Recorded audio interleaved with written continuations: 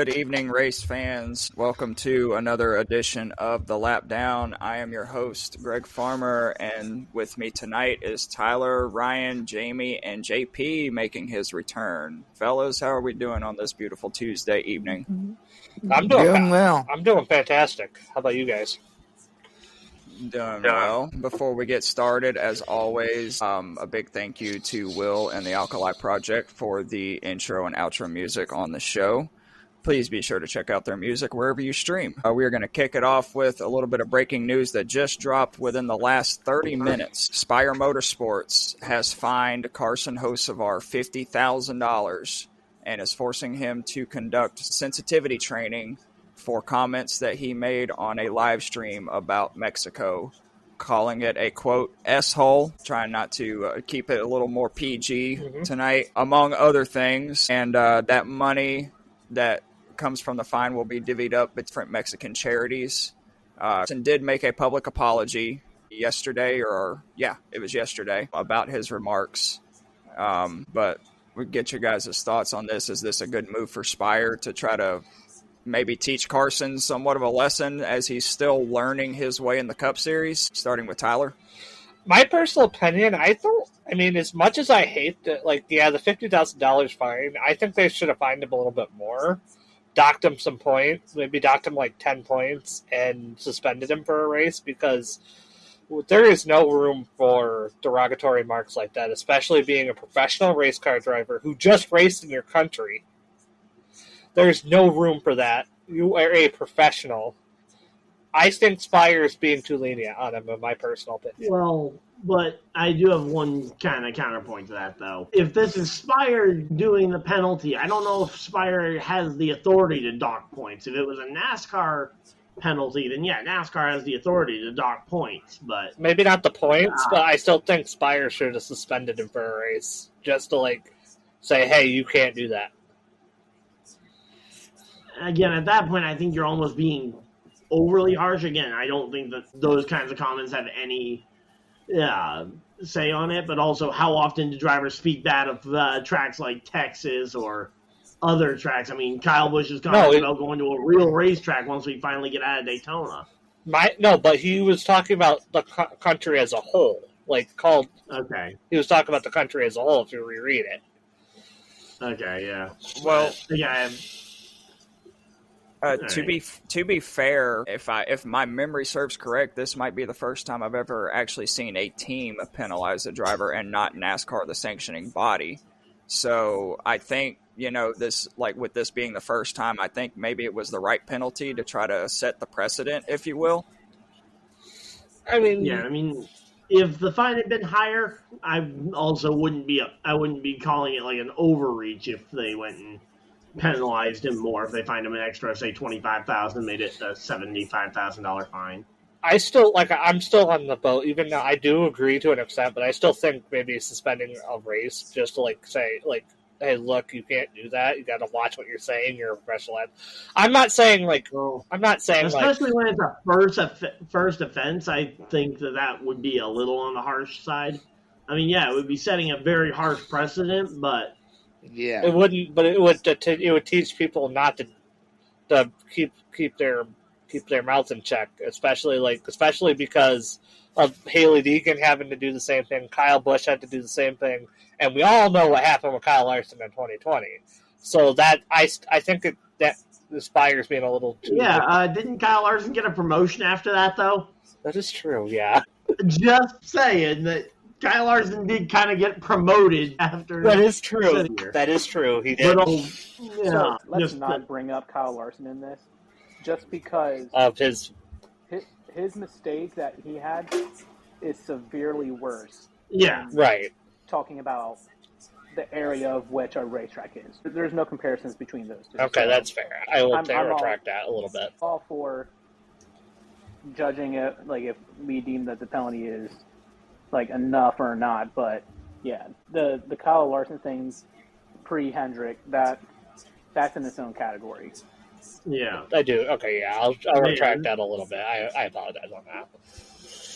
Yeah, but the other reason why I don't think Spire would suspend Hocevar a week is because that then potentially puts a toll on their sponsors. Their sponsors, a lot of them are there because of Josef, not necessarily because of Spire. And again, to be fair, Yeah. he did say it on a live stream when he was on his own personal time too. It's not like he said it in a media conference in front of millions of people. And said it in front of the Mexican fans. Yeah. What are your thoughts, JP? I think the penalty fits the crime. I mean, it wasn't right, but I think, again, the penalty fits the crime. All right. What about you, Jamie? So, I am fine. Like if they just kept it at the $50,000 mark, I probably would have been kind of looking on the little side. In fact, they're going the extra step and making him.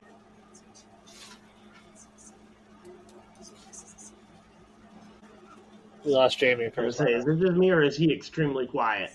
He just Yeah, he did. I think we may have lost Jamie there for a second. He might be having issues. He'll join us back here in a minute. Yeah. All right, well, we're going to go into our next topic. We are now getting into our race recaps from the weekend. IndyCar raced at Gateway Sunday night, and Kyle Kirkwood continues Honda's dominance in the IndyCar series. No other manufacturer has won a race this year. That's In crazy. IndyCar. There's only one other manufacturer that could win a race.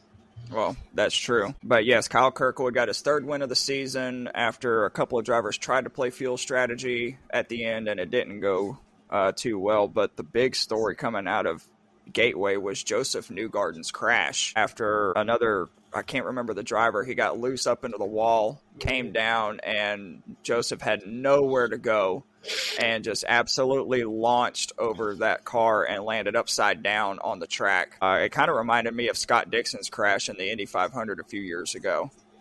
Yeah, I know what you're talking about too. Yeah. But Tyler, what were your thoughts on the IndyCar race as a whole at Gateway? It was like the fact that like Penske and stuff like that have not been able to stop Honda is crazy, and the fact that like all three. No, my takeaway is the fact that like what is going on in the Penske garage in the IndyCar realm. They have been absolutely awful this year. Mm-hmm. And the fact is, it's like it doesn't help the fact that they just fired their top 3 executives, I believe, at Indy. Yeah, they fired their GM, their competition director, and one other executive. I mean, the fact that it hasn't really affected the NASCAR side is wild, but Penske is struggle. I've never seen Penske struggle this bad in IndyCar. Well, and you say struggle, but they did have the top 3 spots on lock up until Will Power had his issues early in that race, and the only other driver kind of in the middle of all that Penske dominance was a Penske development driver driving for AJ Foyt. But still, they just can't catch a break. It's like just spiraling. Yeah, I mean, their luck hasn't been great, but I mean, competition directors aren't going to change their luck. And honestly, before I move on to JP or Ryan, I personally thought the race was actually not bad. Gateway is usually pretty banging race for IndyCars usually. Yeah, Should be the championship. I actually kind of have to agree with Ryan there, honestly. Yeah, I caught like the last 50 laps or so Sunday night, and from what I saw, I was like, this is great. But let's move on to JP. Also, it was Louis Foster that Newgarden had the crash with. Yeah. Yeah, I just went and pulled it up real quick to confirm. I watched the crash on replay, and I can't believe he's not hurt bad. Actually, I'm going to add on to that, JP. That is honestly where for the safety of the motorsports in general, and that aero screen. If he didn't have that aero screen, I think he would have been injured pretty badly. Yeah. Well, you got to remember, too, the year that Scott Dixon had his crash in the Indy 500 where he flew through the air and into the inside catchment. Yeah, 2017. That was the first year of the aero screen, too. Nope, 2020. No, wasn't it? 2020 was. 2019. Oh. 2019 was last year without it. Okay. Yeah, 2018 they introduced the Universal Aero Kit versus having the manufacturer-designed cars. To prevent the flips and stuff like that was happening in the years prior. Yeah, and then after 2 years of the Universal Aero Kit, they added the 50-pound aero screen onto the top of it, which I think is also, let me add probably on. saved Colton Herta's life about 3 different times. I'm going to add on. Actually, you want to know what's funny? You want to know who developed the aero screen? Red Bull. Yep, Red Bull did. And actually, F1 was looking into the aero screen until they've landed on the Halo design, which the Halo is actually underneath the aero screen. It's just there's a screen on top of the Halo. Yeah. Yep. Ryan, what about you? What are your thoughts? I thought it was a really great race. I kind of wish I was a little bit fresher for it, as opposed to having just streamed the 4-hour NASCAR Cup race just before it. But and the fact that the leaders kept having the most random issues, like Will Power, I don't even remember exactly what his issue was, but he had an issue early on in the race. I think he had a brake issue, I think. Yeah, then at one point, obviously Josef Newgarden was trucking along, and then all of a sudden, the next time they cut to him, he is suddenly upside down. Yeah, I tuned in. I tuned in when you said that on the chat. I'm like, wait, well, what is going on? But just like watching it, the way they portrayed it through the camera angles in real time, he quite literally, they cut away from him. Yeah, cut away from him one moment, and then the next moment he's upside down. Classic Fox move right there. Yeah, well, it actually kind of reminded me of a race that I broadcasted at Martinsville one time, where I'm like, oh yep, talking about 2 guys battling each other, flip around to get to the other camera, and suddenly they were both airborne at Martinsville in NASCAR cars. Thank you, Heat 3 physics. Yep. All right, well, speaking of F1, we are going to move on to our next race recap. F1 was in Canada this weekend for the Canadian Grand Prix, and I am going to let Tyler take the reins. So I got to watch a little bit of the race. Actually, George Russell won the race. He actually had one of the fastest cars. Max Verstappen had issues all weekend, and he actually got enough penalty points to where he is on a 1-race ban. He is out the next race. Oh, Max Verstappen not eligible for the following race? Yep, he accumulated 12 penalty points, which is in FIA terms a 1-race ban. And the race was plagued by the weekend was plagued by weather, but not as bad as in Mexico. But F1, it was a great race, and it was a great crowd. It was really hot on race day, so the tires were slick. But George Russell was able to outlast, and Kimi Antonelli finished P5 from having a rough start and fell back to 18th and charged his way through the field to finish 5th.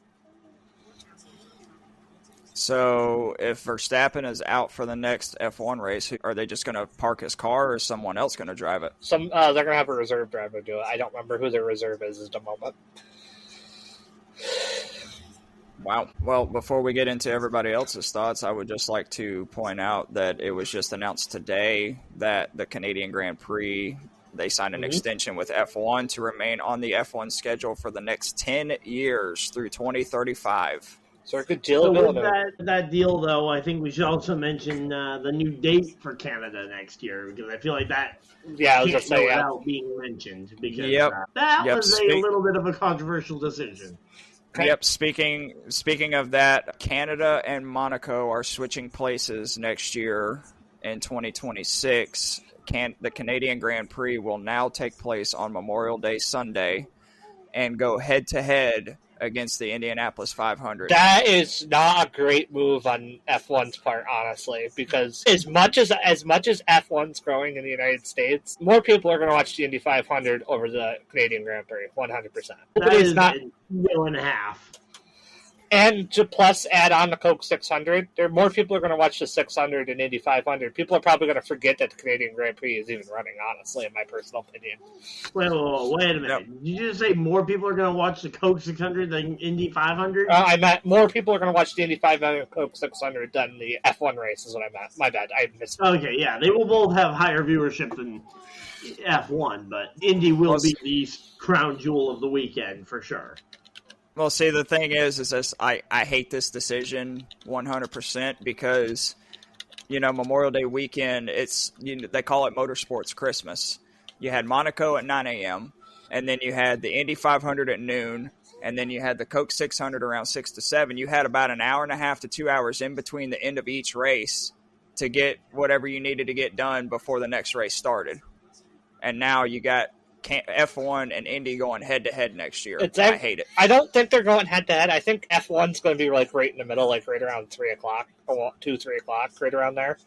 But you're still going to, there's not a very, as we've kind of talked about with the Kyle Larson trying to get from one to the other, there is not a big window between Indy and Charlotte to try and squeeze in a third race. Especially with Montreal being further away from Charlotte than Indy is. Well, no, we're talking going to do the triple, but we're talking about like time slot wise. Like if they're doing it like 2 to 3 o'clock in the afternoon, there's going to be an F1 race going on right at the end of the Indy 500 and into the start of the Coke 600. Oh, the F1 race. If it starts at 2 o'clock, the Indy F1 race will be done way before the Coke 600. Yeah, if it starts at 2, but if it starts closer to like 3 or 4 o'clock, it'll be right as the Coke 600 starts. Then it might run into both, but again, running into the Indy 500 is way bigger than than running into NASCAR, because they could probably compete head-to-head with NASCAR at the same time slot like they've done at a couple of other times. Like with COTA and stuff like that in Miami. Yeah. Yeah, but competing with the 500-pound gorilla that is the Indy 500 just is not going to. You're not going to touch that, especially when FS on Fox, the Indy 500 had average, I believe, of 8.9 million people watching the Indy 500. But can I throw in something here? Go ahead, JP. Please do. You had Kyle Larson. I don't think there's no way he can do the double again next year. Yeah, it doesn't sound like he's going to do the double next year, but even in the years when it wasn't Kyle Larson doing it, the Indy 500 still brings in massive ratings. Yeah, but there might be a little less NASCAR fan interest in it, but it's still going to draw in the motorsports fans all around the world. Yeah, and I'm kind of curious to know if someone like a Fernando Alonso, potentially, obviously that being a considerable name, might skip Canada to try and run the Indy 500. Because he's skipped Monaco before to do it. Yeah, and skipping Canada is a lot less controversial than skipping Monaco. Yes, but JP may be onto something though. Tyler, you just said that Indy 500 drew an average of 8.9 million viewers or somewhere around that ballpark. That has to do with the Kyle Larson effect. But even if it dips down to, say, 6 million, drop of like 2.5 million, it's still out-dueling almost every other motorsport outside of Daytona 500. Okay, so I'm going to, real quick before we move on, I just looked up the last Indy 500 that Larson was not in. The 2023 Indy 500 had 4.9 million viewers. The 2024 Indy 500 had 5.3, and then it increased again to almost 9 million on Fox this past year. Well, that's another. There was actually less interest from the Kyle Larson effect this year than there was the year before. Well, there's two factors there. Different TV One last year, yes, Larson was in it, but it was also delayed by 4 hours because of the weather. Right. And two, yes, you just hit the nail on the head. It's on Fox this year and not NBC. And Fox is way bigger than NBC as far as, even though their sports quality sucks, they have way bigger viewership numbers. Mm-hmm. Yeah, exactly. Not to mention, Fox has been giving an immense amount of coverage. I mean, you've had every single IndyCar race on Network Fox. There's been zero substituting it over onto FS1. So all that build-up's been on Network Fox. And then when they would put stuff on Peacock from time to time. And now when we get into the NASCAR race, I have some pretty cool numbers to talk about when we get to NASCAR. Actually, well, we're just about to transition into our NASCAR recap. For the first time ever, the NASCAR Cup Series, which we will get to in just a minute, raced in Mexico. Xfinity was also within this weekend. They have raced there, but the last time they raced there was in 2008. Mm-hmm. And Kyle Busch won that race. So in the Cup field this weekend on Sunday, Kyle Busch was the only driver to have ever raced on that track that is still active right now, if you think about it. Because Denny Hamlin did not. Eric Jones raced it? Yeah, Eric Jones. Yeah, Eric Jones raced it. Literally, Jamie's trivia question from last week was that Eric Jones had raced it. Eric Jones and Kyle Busch were the only two that raced that track in previous years. Yeah, I forgot Jamie's trivia question last week. 3 active drivers have raced on that track before, if you count Daniel Suarez. But that's a different. Well, yeah. I mean, if you're counting drivers who have raced that track before, McDowell has raced sports cars there before. Did he? Really? I did not know that. Yeah, McDowell's run sports cars at that track before, but he just hasn't run a NASCAR event there. No. What I was going to say, though, Greg, to be fair, nobody got it right. So yeah. No, but I still remembered the answer this week. All right, well. I got it wrong last week. Doesn't mean Well, we're going to go into our recap, starting with the Xfinity Series. Daniel Suarez is the hometown hero. He started dead last in a backup car after crashing in qualifying and drove all the way to the front after Connor Zilisch had led or been up front most of the race. Connor Zilisch and, was it Ty Gibbs in the 19 this weekend? Yep. Yeah, they were caught up in a big melee on a restart, and Connor actually had a shot to maybe get back up to the front, but he ran out of laps. But Daniel Suarez was the hero. Just wanted to get your guys' thoughts on the Xfinity Series race. I personally thought it was fantastic. I thought it was great, too. And I got to give kudos to Connor Zilisch. After being taken out in that melee to haul through the field like he did, that shows you how much that talent that kid has. Yep. What about you, Ryan? Yeah, I mean, the Xfinity race was great. Yeah, gotta love seeing the hometown kid go and get the win at his home track there. Yeah, after putting in all the PR work to try and help NASCAR build up this race as an event. Yeah. And, I mean, yeah, I will say some of those wrecks definitely looked a little bit on the silly side. Yeah, especially like the one that took out Zilisch and Ty Gibbs and all that. There were cars spinning in every which way, and it's like, the track wasn't even wet, so it's not like there was that to blame for why they were having so much trouble through that corner. I think it was just arrow with those corners, especially being like transition corners. I mean, it's one of those things where you've got big, bulky stock cars trying to race on a track that is built for light, fast F1 cars with high horsepower, and with NASCAR cars, they're what, like 3,400 5 times heavier than an F1 car, probably. F1 cars weigh about like 1,800 pounds, so yeah.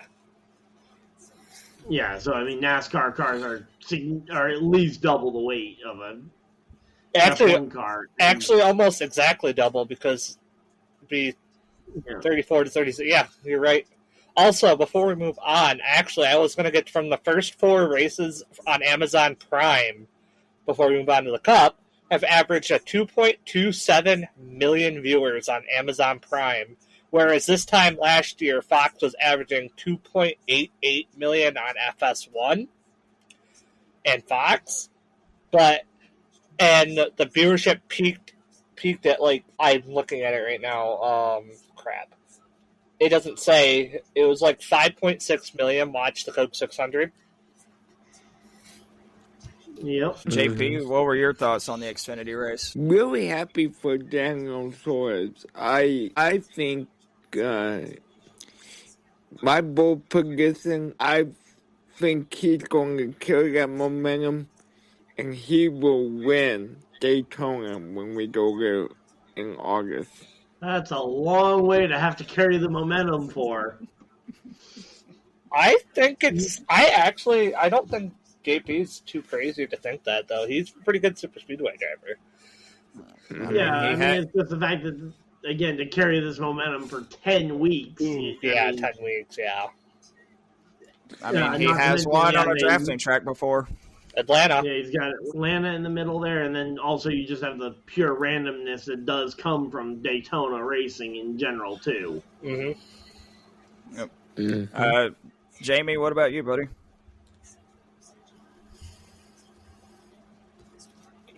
Man, I'm having some technical difficulties tonight, guys. I'm sorry about that. Yeah, That's no okay. worries. You're good. We're still talking about the Xfinity race, Yep. right? Yeah, Yes, sir. race. Yes. Okay. I gotta catch a glimpse of it. I didn't get to watch all of it, but from the highlights and the recaps that I get to see, it was my first glance at the track, and I knew from pictures that I thought it was really cool to see them literally go through a stadium with the pinpoint turns and things like that. And when Daniel Suarez took the lead in both the Cup race and Xfinity race, hearing the entire racetrack erupt, it's just a phenomenal thing to see. You want to know what that reminded me of? And Greg he's probably been there for a few of those races. And like when Junior took the lead at Dega a few times, it like crazy. It reminded me of when that. Junior takes a lead at any point in time, because everyone's shocked and in awe that he actually got the lead. Mm-hmm. Yeah. I'm talking specifically Dega because he was so dominant at Dega. Yeah, I mean, thinking even back to that 2017, his final run at Dega when he took the lead late. Oh my God! That even when he got the pole for that race. Yeah, pole position for that race was also crazy. I was at Dega in 2015 when he got his last win there, and when he took the lead the very first time, the crowd was going. 2015. Yeah, it was 2015. Yeah, I was gonna say, I remember the fall race being an absolute mess. Yep, when he took the lead the first time, the crowd went nuts, and in those final 15 laps when he was leading, the crowd was dead silent because we were all holding our breaths and biting our nails. Mm-hmm. But transitioning to the Cup Series race, Shane Van Gisbergen showed up and showed out. Just absolutely whipped the field. He won the race by 17 seconds, which is the largest margin of victory in the next-gen car. And if you want to go ahead and go, you want to say it, or you want me to say it? You have to go back. You have to go back to 1994 for not fuel mileage, where somebody won by that large of a margin. It was Jeff Bodine at North Wilkesboro in 1994. Yep. Christopher Bell and Chase Elliott rounded out the top three. Alex Bowman finally had a resurgence in momentum, finishing fourth. He looked to be maybe a contender for SVG until SVG just started pulling away. I think until SVG stopped playing with his food. Yeah. True. He was also sick, too, just remember that. Yeah, that too. But real quick, before we get into the big talking point, what were your guys' thoughts on the first ever Cup Series race at Mexico? Tyler? I mean, honestly, to be fair, I personally thought it was one of the better road course races in the next-gen era. I mean, it still wasn't great, but it was on the better side for a road course race in the next-gen. I thought it was a not bad race. It was chaotic as usual on road courses, but also the weather had to also play a fact in the fact in the craziness during the race on Sunday. Yep. What about you, Ryan? Yeah, I mean, I thought it was an all right race. I mean, obviously, SVG dominating down the stretch definitely kind of, I feel like, took some of the energy out of what could have been a really good run because he just decided to lay it all out there and just run as fast as possible. In fact, I think I saw the quote from his radio where he was yelling at the crew to stop telling him to go slower. Yep. Yeah, I saw that, yeah. Yeah, so it's like, okay, yeah, he was laying down as fast a lap times as he possibly could, just trying to drive away from them. And I actually got a little worried seeing him coming up on the back of Cody Ware there, and it's like, if he tries to lap Cody Ware and gets wrecked, that would be hilarious. I'm going to add on before we go on to JP. But I was going to add on thing to JP. I'm going to say this right now. Oh, was it? Shit, I forgot what I was going to say. Oh, freaking... I forgot what I was going to say. Go ahead, JP. But real quick before JP, Ryan, I need you to do me a favor. Yeah. I need you to call up your boy Kyle Busch and tell him they were not at the Go Bowling at the Glen. That was good. No, actually, I was going to say Kyle Larson got the fastest lap despite Shane whooping the field. Yeah, Kyle Larson, after being in the pits for 3 hours, came back out and was able to set that best lap of the night. But Of the day, you mean? Of the day? Yeah, day, night, regardless. It was late in the day. Evening. Sun was already down here. Evening. Yeah. Anyways, JP, what were your thoughts? I thought it was a good race. I think NASCAR should go back with the couple guys. So you're going to have difficulties every time you go south of the border or think about leaving the country. But all kidding aside, I thought it was a great race. And we didn't even touch on the travel difficulties that teams had. All right. Well, Jamie, what do you got? I thought the Cup race was all right. I thought that when it started raining, Austin Cindric and who was the other one that stayed out? Chris Buescher. Chris Buescher. I think their teams were super dumb for staying out on slicks when it was definitely like downpouring rain. So that was poor judgment call on their part. But I mean, it turned out all right. I mean, SVG doing SVG type things. Like, let's call it for what it is. Based off of our bet last week, I got a little worried when I saw Alex Bowman peeking his way up in the third I position. actually thought Bowman. No, but I got to shout out Bowman though. That was a hell of a run. Pardon my language. I got a little nervous for a couple laps, but no, I mean, all in all, I think it was a good race. I think it was good for NASCAR, a good experience to branch out and try to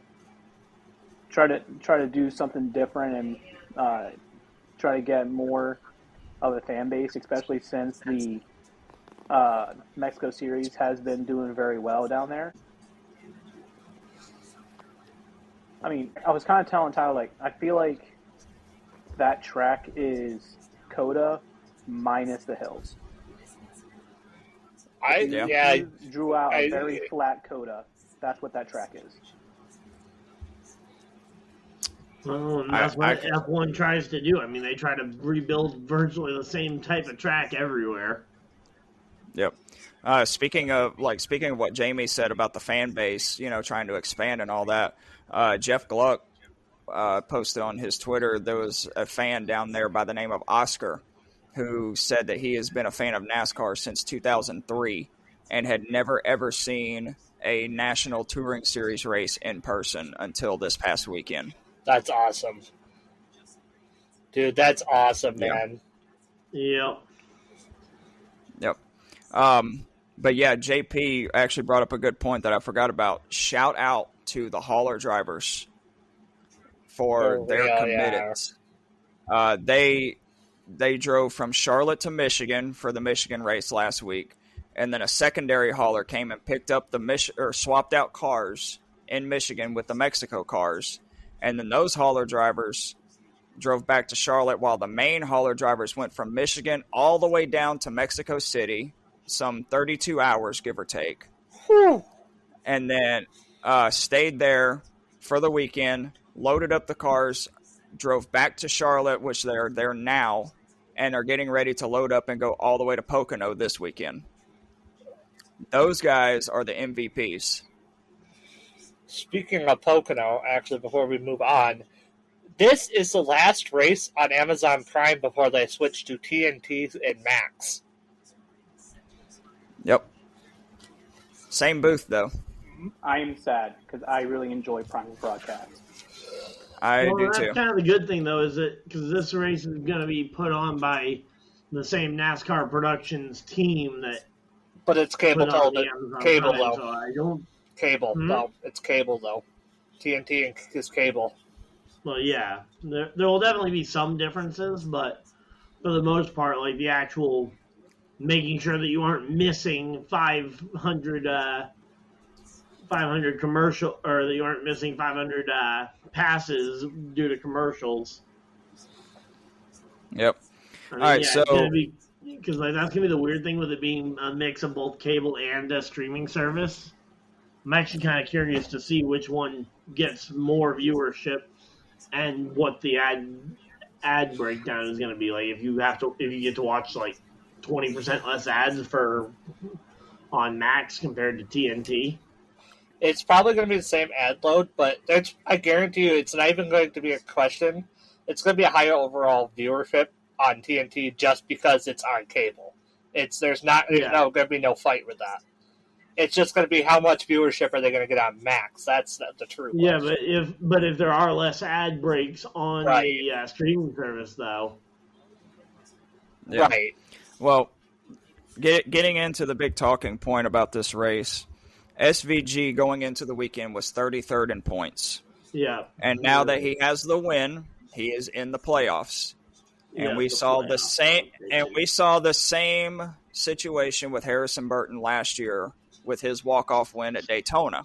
He was 32nd in points, and then boom, he's in the playoffs with his win at Daytona. Yeah. Is it time for NASCAR to revamp the playoffs and get rid of the whole win and you're in situation? I am not going to give my input because I have given my input time and time again on this. I want you guys to tell me what you think, starting with Tyler. I don't think they should get rid of the win and you're in system, but make it like I actually like what Eric Estep said earlier today. I watched if you guys have watched his video. Yep. I kind of personally think they should make it top 25 in points win and you're in, so there's not people like Cody, like somebody like Cody Ware or something like that can win and make the playoffs and knock somebody out who is more consistent and deserving of a playoff spot. Not to mention, that would give us a great storyline down the stretch of SVG trying to point his way in at the ovals, trying to point his way into the top 25 or even top 30 if they just reinstated the top 30 rule that it used to be. It used to be top 30. Because if you think about it, the win in your in system's been in since the Chase came in 2004 because it valued, well, not as prominent as it is now, but the Chase and / playoffs have valued wins more than consistency since 2004. Yeah. Yeah. I call BS on that. Why do you say that? Ryan Newman almost won the championship in 2014 without winning a single race. That was one exception, though, to wins being more valuable. I mean, wins as a whole were still more valuable than consistency. It wasn't that you couldn't do it. I was saying it's not the fact that you can't do it. It's just the fact that it's harder to do. If you're winning races, you are way more likely to get a championship. Speaking of Ryan Newman, he had 9 race wins in 2003 and still lost the championship to Matt Kenseth in 2003. It was 8. It was 8. Okay. Yeah. It was 8 wins to Kenseth's 1. All right. Well, what are your thoughts on this situation, Ryan? I mean, I will say I feel like this one is going to feel a lot more legitimate because of the way that SVG won. He won in very convincing fashion versus Harrison Burton. It almost felt like he kind of like the win kind of just fell into his lap more than SVG, who actually took command and controlled the entirety of the race. Mm-hmm. So I will say that's one thing that feels different. And one of the other things that I've actually suggested a couple of times is that if you aren't going to bring back, say, the top 30 or top 25 points, because I feel like that'd be the simplest one, just up it to you would need 2 wins to lock in. That way your road course ringers and even your super speedway guys have multiple opportunities to try and get there. And once you get that first win, you can have that extra motivation to be like, hey, all we need is one more win and we're in. I kind of like that, actually. But I do like the that, number yeah. of road courses on the circuit. And even thinking back to, like, you know, one of the other more fluky win and you're in situations of like Stenhouse in 2017, he did win 2 super speedways that year. So even with a 2-win requirement, he would have been in because he did he would have done what was required. So it's not impossible. Yep. I mean, I could see that. I will add on to that. You know, make it 2 wins, and you have to be top 25 in points. I feel like one, if you win 2 races and aren't top 25 in points, I feel like there's a major question mark going on. But I feel like you don't need both. I feel like one or the other could be enough to legitimize the playoff format enough to where you don't have a whole lot of undeserving drivers getting in. I mean, at most you'll have 1 wild card driver who picks up 2 wins. You aren't going to have 2 or 3 drivers from outside the top 25 winning 2 races a year. Yeah, well, I mean, like you guys know my standpoint on the win and you're in. You know, we talked about it a lot after Burton's win last year. Other than that race, he was irrelevant all year. Yeah. And he was a first round out in the playoffs. Yeah. SVG, as much as I love him, he won the race in convincing fashion and all that good stuff. He has not been very good on ovals, minus the 14th place finish at Charlotte. I guarantee you he is great building speed, and I feel like by next year maybe he will be halfway decent on the ovals, but if he does rack up another win or 2 with the other road courses this summer, I think he could have the playoff points to actually survive the first round. Well, I was going to say, if he does win a couple more road courses before the playoffs, then maybe.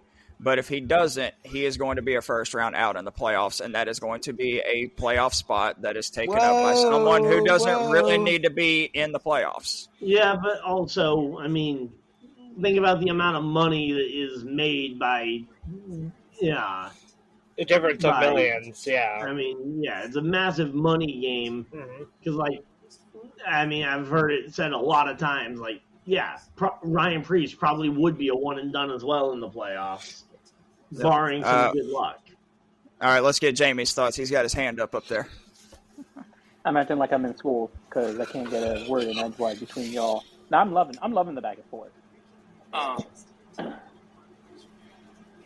SVG. Does anybody off the top of their head without looking it up know what his average finish is? Not off the top of my head, no. I think it's like 22 or something, I think, if I remember correctly. I think it's lower than that. I'm going to say about 24.7. I'm going to say 27.2. His average finish right now is 27.8. Point proven. His average finish is 23.75. His average finish, his average start is 27.8. His average finish is 23.75. No, his average starting position is 23.75, Ryan. I am literally looking at it right here on my phone. As am I. I will screenshot it and send it in our group chat here. Sure, I can do the same. Here we go. It's actually, Jamie is right. It's 27.5. Where were you looking, Ryan? NASCAR's app. I went to NASCAR's app and pulled up the thing. They've got his average finish listed as a 23.75. So I think they got it backwards. I'll take NASCAR's app over Google's AI filling in the blank, because I mean, I could definitely believe AI getting it backwards, but I would trust NASCAR's app to have the right answer.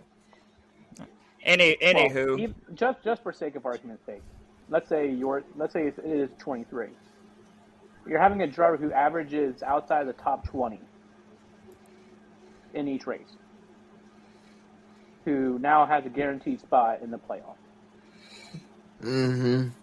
As much as I like SVG, as much as I am in awe of his road course racing skills, the fact that on any given race on a road course, he can beat the brakes off of any driver on this planet. Until he gets more driving under his belt and can put up top 20, top 15 finishes, it's tough for me to say, hey, I'm glad SVG is in the playoffs as opposed to maybe a Bubba Wallace. Well, Bubba Wallace isn't the one that he bumped out. Looking at the guy he bumped out. I'm not saying right now, but there's a world that Bubba Wallace could have a couple bad races, and he's the one on the outside looking in. Well, I'm just throwing out a driver of that caliber. I mean, we could say Kyle Busch. We could say, who else is right around that bowl? Well, Ryan Preece, the guy that he did bump out of the playoffs with this win. Well, I'm not including Ryan Preece. Because who would you rather see on the track, Ryan Preece or Shane Van Gisbergen? I honestly would rather see neither, because neither one of them really are. That's not an answer. That's not an answer. Pick one. So hold on. I would, as much as I love SVG, I would probably have to pick Preece, because he has the oval experience. I mean, mainly short tracks. If you're NASCAR and you're looking at who's going to be the biggest drawing point, that is true. That is true. That's the point that I'm making. That's the one benefit to the win your in system, but at the same time, there's the other side where, yes, you get the drawing point of SVG in there, but it could knock out a Kyle Busch. It could knock out another guy who has been in the conversation in the top 20, top 15 consistently, and just hasn't been able to crack that win. Yeah. That's my point. All right. Well, let's see what Kyle Busch's average finish is at right now. Okay, 18. Not terrible. 40th. All right. Before we continue, it's getting almost to the 50-minute mark. We're getting a little long. We should do our first ad break. Or first ad read. Go ahead. So thank you to our sponsor tonight, Circle B. Use our, what was it? What was the code? Use the code LAPDOWN for $5 off. Circle B Diecast, promo code LAPDOWN at checkout for $5 off. All right, let's continue. All right. So, JP, did you have any thoughts real quick? Yeah, I get. So I do agree with you guys. SPG is a good workhorse racer, but show me what you got on the oval. And when we go back to Atlanta, I think SPG will get his second win of the year. Wow. What are you on? Tyler, when this gets uploaded, please clip that. We need that to go viral. Yeah, that needs to be a clip. I'm going to. I'll make sure that's clipped. I cannot believe that was just said. I Wow. cannot. Granted, didn't JP have Corey LaJoy as his championship pick for this year? Last year. Did he say Atlanta? No, this year. He picked Josh Berry to win the championship last year. No, he picked LaJoy last year and Barry this year. What race was it? No, last year he picked LaJoy for this year because he picked LaJoy with the anticipation that he was going to have, that LaJoy was getting Harvick's crew chief. What race was it? What was that, Jamie? What was the race that he's going to win? Atlanta next week. So I feel like we should do another bet between Greg and JP, since Greg, there's a good chance that you're probably going to be at that race. I will be at the Xfinity race. I will not be at the Cup race. I'll make a bet. I could see SVG winning Watkins Glen. Well, yeah, I wouldn't be shocked if he wins Watkins Glen or is at least in the mix at Watkins Glen. Wow, grabbing from low-hanging fruit there. I don't. Okay. So Right on. I'm gonna say this right now. Hold the phone. Hold the phone. Here's the bet. I got SPG winning Atlanta. Tyler, you got SPG winning Watkins Glen. That's the only other road course before the playoffs I could see him actually having. I don't think he's going to have a shot at Sonoma. It's just. I think Chicago is probably his best shot to win. Chicago or Watkins Glen are his two best shots, but I don't think he's going to win at Sonoma because the drivers are in the field to put way too many laps at Sonoma and Watkins Glen. How confident are you on that pick? I was going to say Tyler gets a 5-point deduction and I get a 5-point increase. I will. Oh No, we're not doing points. We're not doing points. Tyler, how confident are you on your choice? For Watkins Glen, I'm going to say about 80% confident. Okay, so because you're that confident, if he does not win that race, the very next podcast that we have, you have to be in a banana costume. I will do it because I will be at Watkins Glen too. Okay. I will be at If he does not win, Tyler is in a banana costume. We all win. I mean, JP. I could have do why couldn't you chose Freddie Flintstone? Because I have a Fred Flintstone costume sitting right next to me. JP, who is the driver you dislike the most? Yeah. Who is the driver I dislike the most? You're probably going to hate me for saying this. Alex Bowman. Okay. Why does anybody hate Bowman? Why do you hate? Okay. Number one, the Bowman hate is forced. Number two, if SVG does not win Atlanta next week, you have to dress in full Bowman gear. I want to see it. On a future podcast. Okay. I might just wear the banana suit just because, even if he doesn't win, honestly, because that sounds like fun. All right. Anyways, we're getting way off track here. Anyway, we're gonna reel it back a little bit. We're gonna move into our green flags and black flags segment. For our new listeners, green flags is something during the race weekend that we liked, and black flags is something that we did not like. And because there was so many races over the weekend, this can apply to any racing series. And we'll kick it off with Tyler. I'm honestly going to give my green flag to... Actually, I have two green flags. One is for the Xfinity race and Connor's Village after being nearly taken out in that one big melee to charge back through the field. And to Alex Bowman for having a hell of a finish. He needed that. And my black flag, honestly... my black flag is honestly... I don't know. My black flag is Penske Racing and IndyCar series. All right. What about you, Ryan?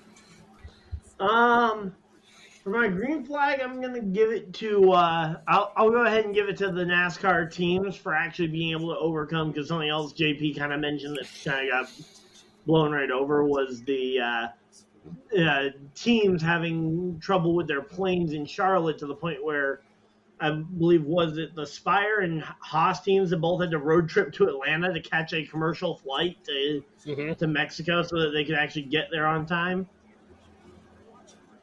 And So, I think credit. I think it was Trackhouse too, because Shane. It was Trackhouse too. Okay, yeah. So, but yeah, I knew it was Haas and a couple of other teams all had to road trip it to Atlanta to try and catch a commercial flight because the pre-prepared planes were not working. So, massive credit to the teams for being able to pull that one off and actually getting to the track. And for the black flag, I'll give it to the weather for taking out my boy Kyle Busch, because the rain definitely ended what could have been. Because like between Kyle Busch, Kyle Larson, and AJ Allmendinger, three guys all affected in that wreck. I mean, that right there are your contenders to try and contend with SVG.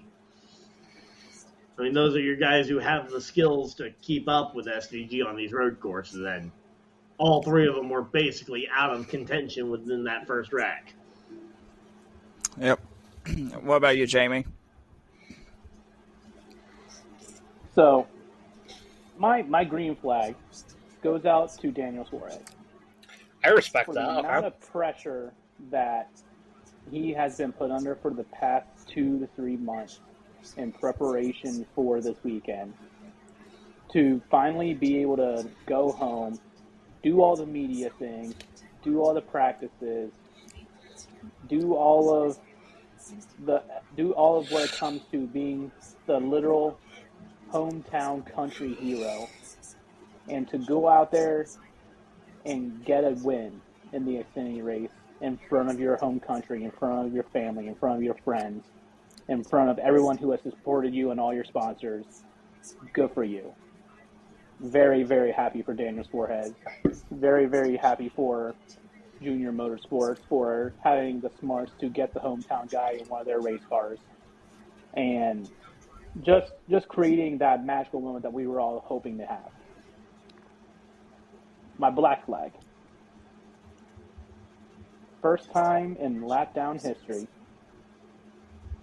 my black flag goes to me, because I cannot pick a good driver at all this year. I've noticed that, Jamie. I mean, your first driver got taken out the race before it even began. I think it's just Jamie's luck this season. There's no such thing as a dire curse in 2025. It's the Jamie Trembles. Or what are you talking about? They're totally the dire curse. Christopher Bell finished all the way back in what? Second? Third? It's the Jamie Jitters. The Jamie Jitters. That's what we're calling it. Somehow, some way, Kyle Larson felt the Jamie Jitters. Yeah, Christopher Bell. Christopher Bell finished all the way back in second place. I mean, come on, that's got to be a curse. Yeah. I mean, I had AJ. He got taken out in when Kyle Busch decided to go bowling. Yeah, but he still came back to finish 13th, though. Yep. I knew I was in trouble when I saw Kyle Larson's car literally bouncing off of the asphalt. So, yep. I do have another thing I want to mention when we get through all the all the green and black flags. All right. JP, what about you, bud? All right. So, my black flag, let's go there. Black flag goes to the unfortunate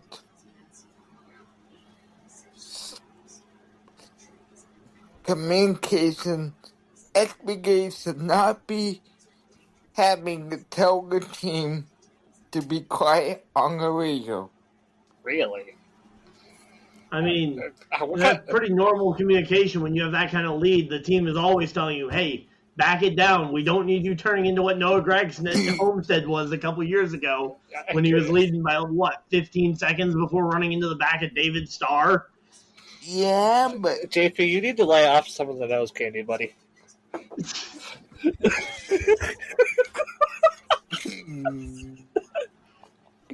Alright. For my I'm good keeping that in. I'm keeping that in. Alright. For my good flag, it also goes to SPG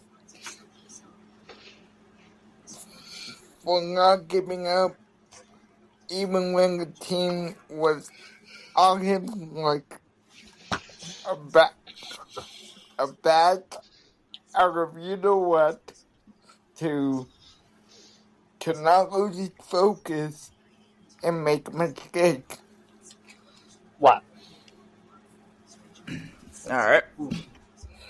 Sorry, I'm trying to hold. I'm So your sorry. black flag and your green flag both go to SVG. No, I'm still laughing at Tyler's comment. Anyways, so I have two green flags. I have three green flags. Number one goes to the fans for showing up to the races this weekend in Mexico. Great crowds all the way around for both races. Number two, to either NASCAR or the track promoters, whoever decided to, like Jamie said, have them run through the stadium section in between the two grandstands and give the fans a full view of the cars. That was amazing, even to see on TV. They already do that for F1, the way the track's laid out, so... Well, I've never watched an F1 Mexico race, so... That makes sense, yeah. Number three goes to the AMR safety crew that was there at Josef Newgarden's car when he was upside down right as the car was coming to a rest. Like, they were there in less than 3 seconds after that crash occurred. So props to the AMR safety crew. Got to shout them out for last week, too, at Michigan, too, as well, for how fast they were at Alec Bowman's. Yeah. My black flag, I didn't really think about a black flag, but I guess I'll give it to Kyle Busch again for going. I mean, I guess you could maybe I would say maybe you could say it was a green and a black flag because he did get a strike. So. Which cars you have, like the whole ball game? It was a strike, right? I mean, if you really think about it, Kyle Busch is bowling a perfect game this season.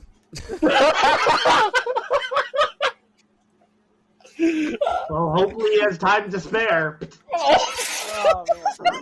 I don't know. That was good. And I only say that because Ryan's expression never ever changed during that whole segment right there. Oh my goodness! The fact that as soon as you said that, Ryan's face shifted from a smile to just a death stare. Just had him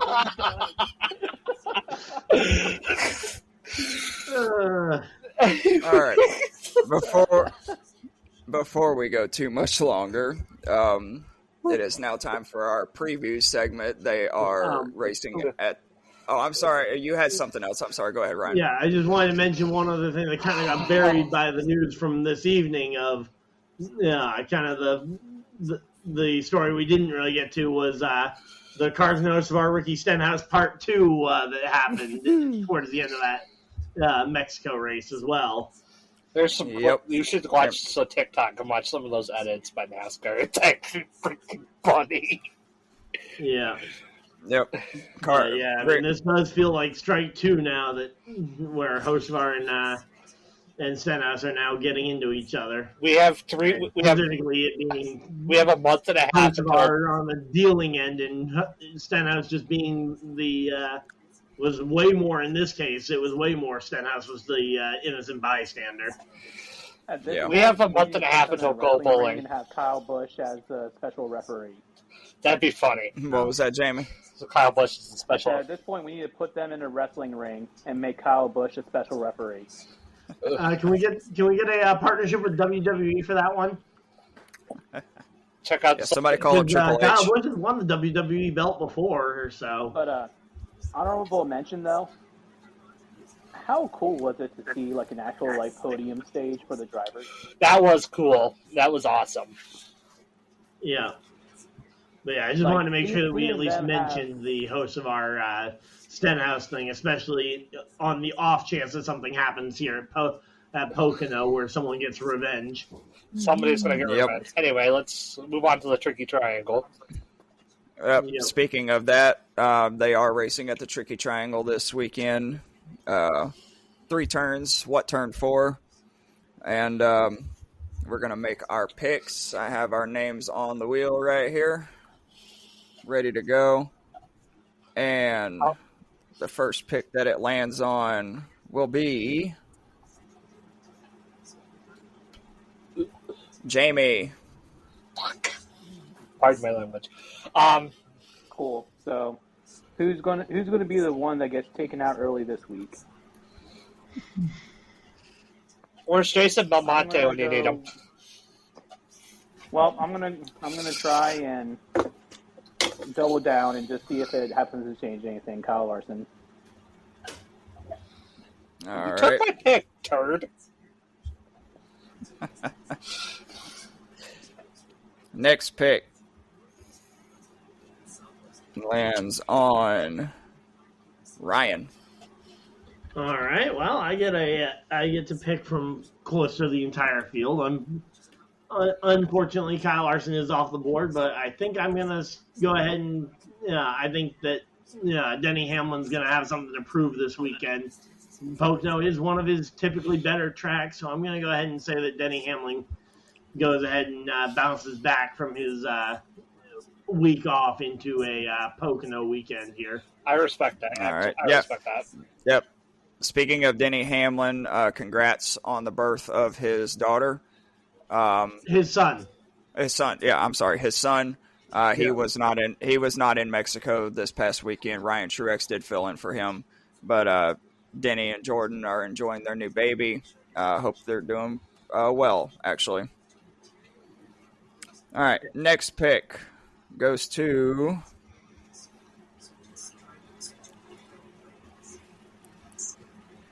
me. I am going to say that this driver carries his momentum from Mexico. I am taking the 48 of Alex Bowman. Okay. Who has won at Pocono before. Yep. All right, next pick. Luckiest win of all time. Next pick goes to Mr. JP. All right. It's going to be a bomb of a week. I'm going with Grace and Jordan. This might come back about me, but SPG. Wait, you think SPG is winning at Pocono now? What? This is the best episode ever. JP, you just said he was getting his next win at Atlanta in 2 weeks. And now you're saying he's going to win before Atlanta? As I said, JP, you need to lay off the nose candy, buddy. Wow.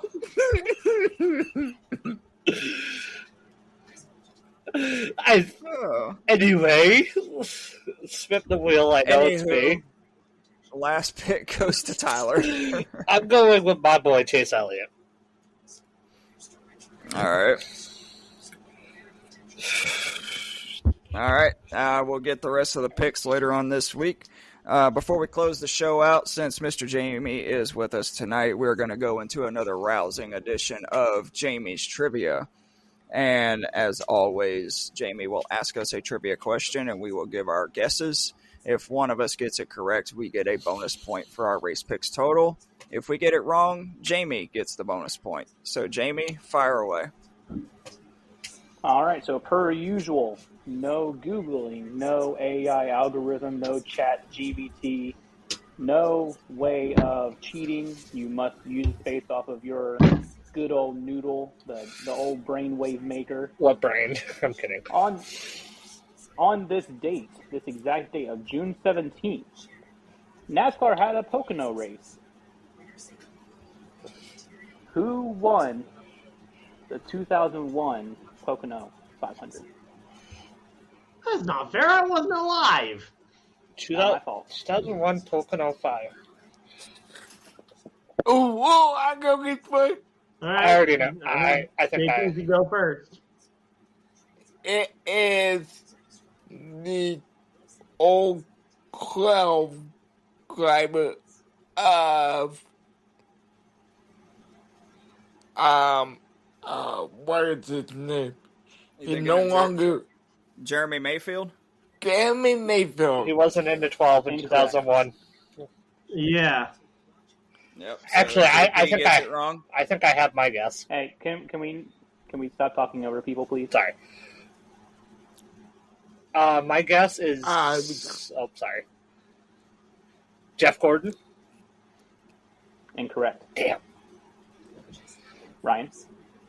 I'm not sure. It's a tough one. I'll give you credit. It's a really tough question here. Back-to-back weeks. Let's go. Let's see.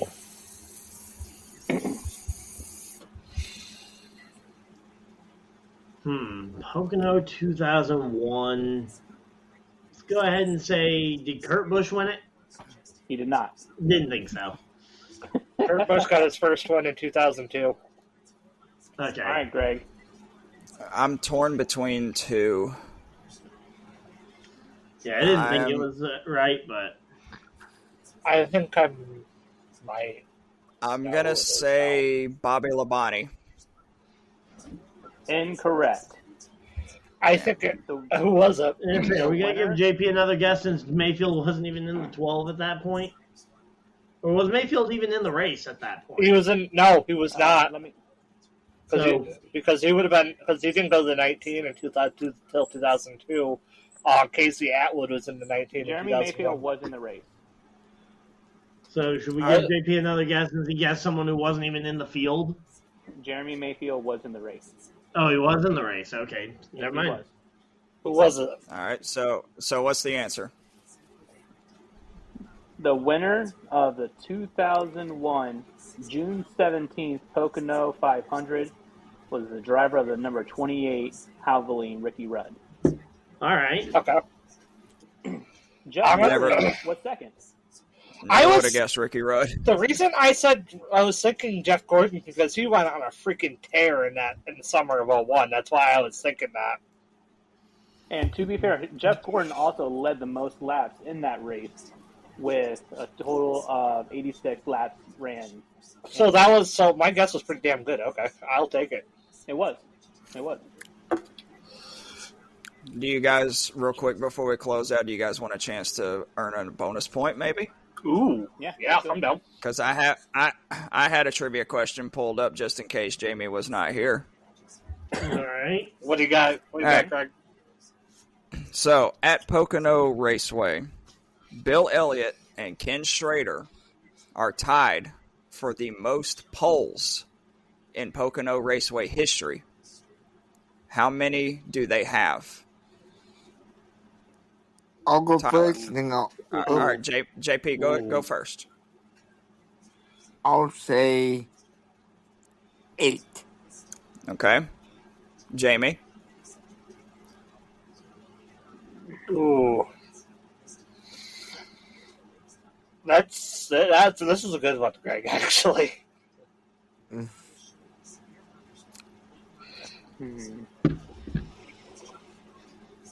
ooh. Shut up, JP. That doesn't help. me and Jamie are literally like, oh my. I'm gonna go with 5. All right. Ryan. What guesses were made so far? I heard 5. 8 and 5. All right. I'll go with 6. I'm gonna go with Tyler. I'm gonna go with 9. All right, the correct answer for the second week in a row. Jamie gets the bonus point. It is 5. All right. Let's go. Okay. So, Lord knows I can't pick drivers, but I can answer trivia questions. All right. Well, that is going to do it for our show tonight. As always, a big thank you to all of our sponsors. As mentioned earlier, Circle B Diecast. Use the promo code LAPDOWN at checkout for $5 off your order. And our other sponsors, Smackin' Sunflower Seeds, Century PC, Sleeves, Fubo TV, Dr. Squatch, Fubo TV. Thank you guys so much for sponsoring this podcast and all of our other podcasts. Please be sure to check out our other podcasts, The Hard Count, Dirt and Turf, Biscuits and Penalties, and The Social Slam. and Passive the Pigskin. Also, thank you for the Acolyte Project. Yep, the Acolyte Project too. But until next time, I am Greg, and for Tyler, Ryan, JP, and Jamie, this has been The Lap Down, and we will see you guys right after Pocono. Deuces. Deuces. This is.